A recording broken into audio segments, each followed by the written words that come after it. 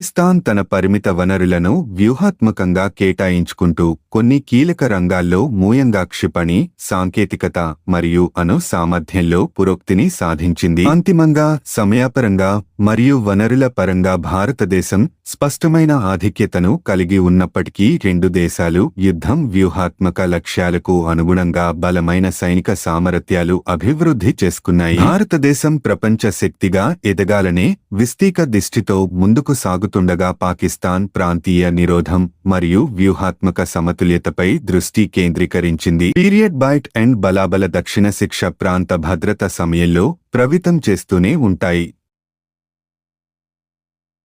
మిత్రులారా, ఈ సమగ్ర విశ్లేషణ ద్వారా భారతదేశం మరియు పాకిస్తాన్ సైన్యాల శక్తి సామర్థ్యాలపై మీకు ఒక స్పష్టమైన అవగాహన కలిగి ఆశిస్తున్నాను. మనం చూసినట్లు